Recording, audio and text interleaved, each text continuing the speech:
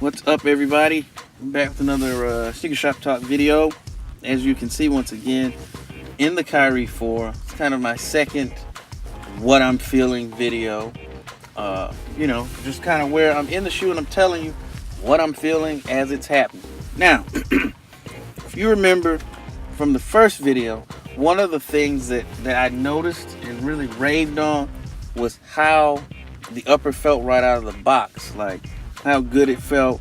It was ready to go, because if you remember when I talked about the Kyrie 3, that was a major issue for me, was how stiff that shoe was and how long I felt like the break-in time was.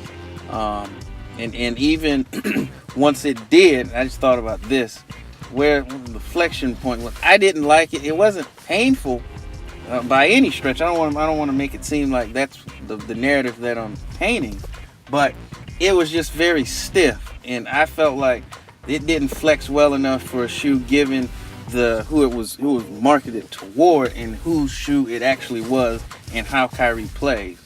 But that was just my thought on it. Now with the 4, you don't have that issue. So like right now, it's ready to go, and to me the upper almost feels a little bit better. It just moves very well with my foot.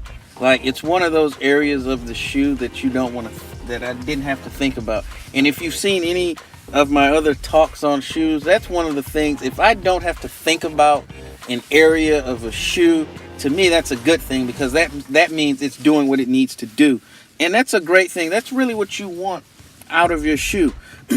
and the upper of the Kyrie, it gives you that. Now, and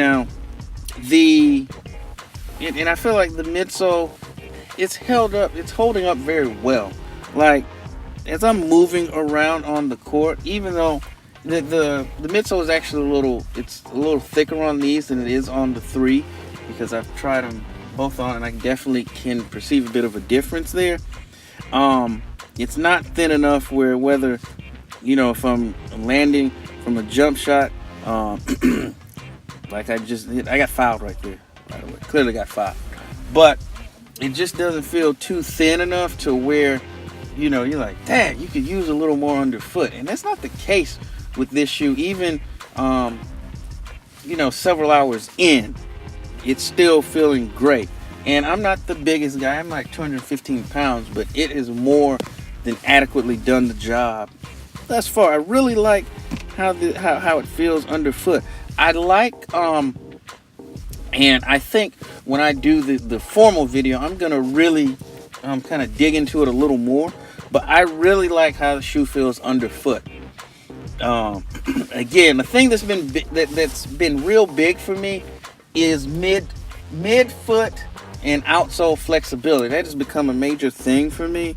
And the way the outsole is on this, it's flexible, like I said, right out of the box, and it's still carried over to my time in the shoe, and even excuse me, right now it just still really just moves very well. And again, I think for this shoe, for the style of player that it's marketed towards, it's absolutely imperative that it do that. So right now, the Kyrie 4 is a shoe that I've really enjoyed playing in thus far, and I'm really looking forward to getting in a few more wearings so I can really dive deep into the review and tell you what I think, and I hope you enjoy it. So thanks everybody for watching. I'll be back. Peace.